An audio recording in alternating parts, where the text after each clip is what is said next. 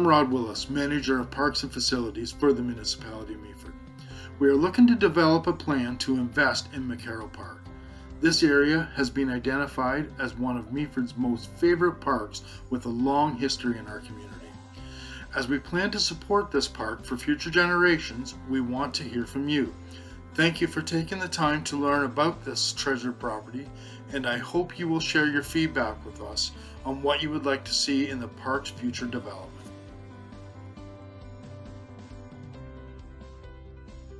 McCarroll Park is situated directly on the shores of Georgian Bay and is a popular destination for residents and visitors to Meaford. This park provides numerous services including children's playground equipment, picnic areas, a covered shelter, open green space, and a fully accessible public washroom. This park also provides the one and only splash pad in the municipality of Meaford.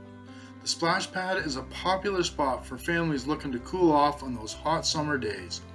The natural beauty of the park, the children's playground, and stunning views of Georgian Bay make McCarroll Park truly like no other. With the proximity of the park next to the water's edge and close to the downtown core, it also provides economic benefit for many businesses in and around the municipality. McCarroll Park was formerly known as Willow Park due to the abundance of willow trees on the property. In the early 1900s, the property was home to the Georgian Inn Hotel and Bakery. After the closure of this hotel, the property became home to a large ice harvesting facility, as ice was the primary means of refrigeration for people in this era. Ice was cut and harvested from the shores of Georgian Bay in the wintertime and stored in the former hotel building on the property for people to buy. In the early 1950s, the property was then purchased by the McCarroll family when the name was officially changed to McCarroll Park. Tom McCarroll was the owner of a family pharmacy business in the Barrie area. He enjoyed spending his weekends maintaining the property and also volunteering as a member on the Meaford Parks Board Commission. His passion was horticulture, as you can tell by the many mature trees that dot McCarroll Park today. The former town of Meaford had taken ownership of McCarroll Park in the 1960s.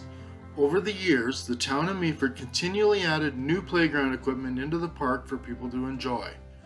During the 1960s, a large wading pool was installed. This wading pool was a favorite spot for children to cool down on those hot summer days, as well as learn water safety under the watchful eyes of their parents right on site. In 1998, the Recreation Committee approved the transformation of the wading pool into a splash pad. With the financial assistance of the Apple Harvest Craft Show and the labor provided by municipal staff, the first splash pad was developed and opened in Meaford.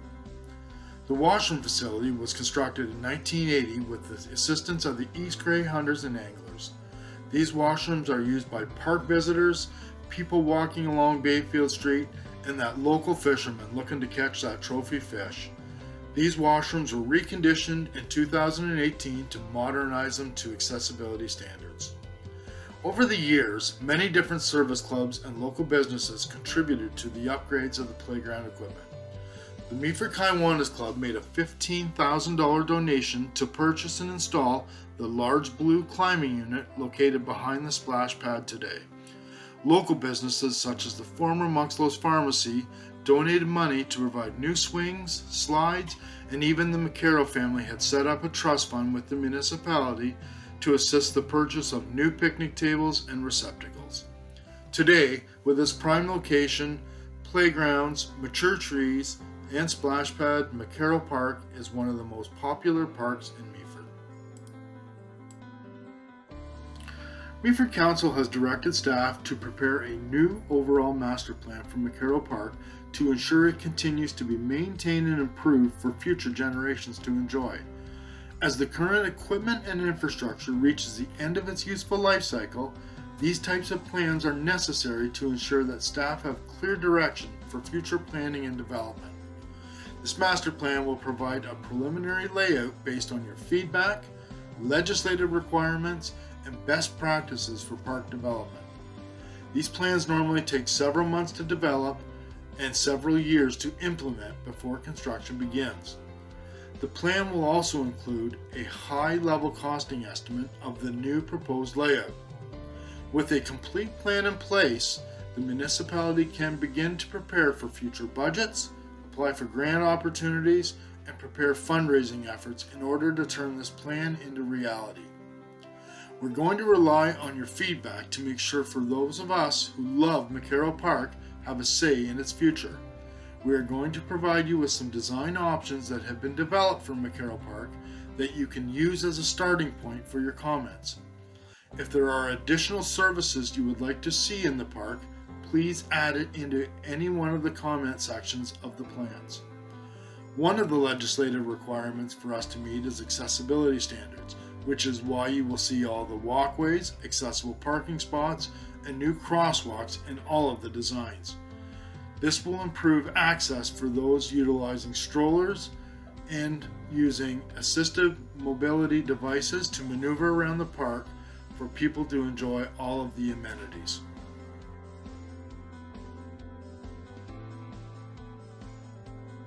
This design should look pretty familiar as it is the current layout of the park you know. As you can see, the washroom structure, splash pad, and playground area in the lower right corner with all of the mature trees towards the left of the park. In Design A, you can see the splash pad has been expanded into the lower right corner with the playground equipment moving into the treed area to the left. Walking paths have been added into the design connecting the splash pad, washroom, and playground area. Accessible parking spaces have been created and identified along Parker Street. There is also a new crosswalk at the intersection of Bayfield Street and Parker Street to improve access and safety for pedestrians.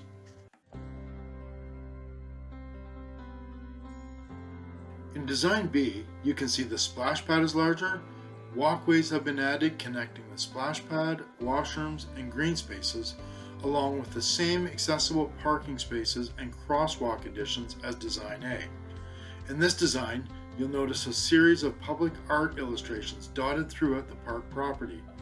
This design does not include playground equipment, but instead focuses on the splash pad and creates a beautiful open space, treed, and landscaped area.